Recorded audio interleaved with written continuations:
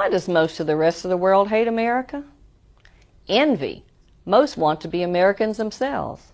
Wealth. Even our poorest people are wealthy to most of them. Power. We have it, they want it. Freedoms, same as above. Control. They blame us for their country's shortcomings.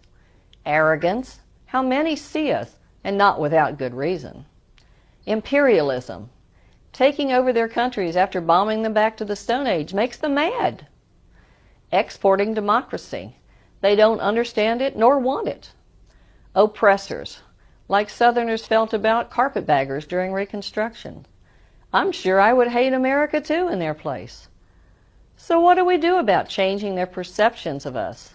We see ourselves as traitors, benevolent, compassionate, saviors, good guys.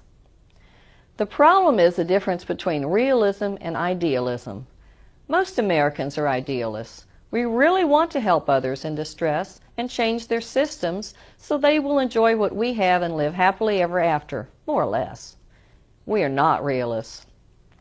Democracy does not come in instant just add water, as some of our leaders seem to think.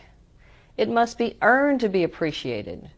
Just as when you bought your first car with your own money or are paying for your college education. Something handed to you, whether you want it or not, just doesn't feel as good. For democracy to work, there should be a large middle class, a successful economy, educated people, good leadership, and a large free electorate. It really helps to have some history of democratic government. Also, as in a good marriage, a democracy must be constantly updated and tended by all parties. These necessary elements are just not present in Bosnia, Iraq, or Afghanistan. As long as our government continues these same old idealistic policies, we will continue to have realistic failures. Told you that you would get a healthy dose of my opinions. Feel free to disagree at any time. So, back to terrorism. It is a tool of the weak and usually not well funded.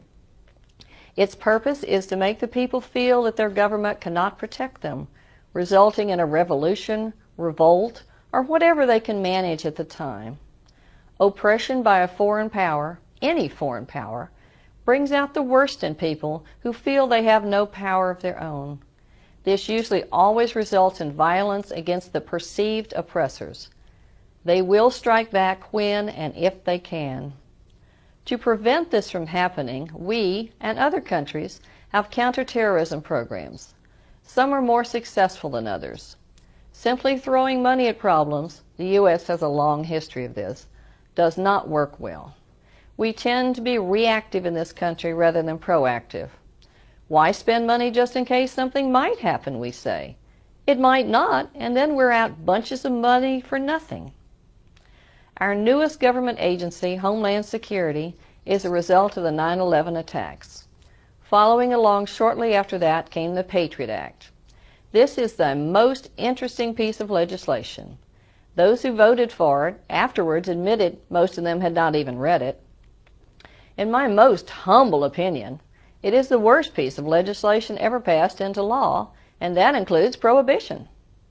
Now I know many of us believe the opposite and will tell me I have nothing to hide, so the government is free to check out my phone calls, emails, mail, my house, or whatever else they want to do. Well, I don't have anything to hide either, and have done nothing wrong.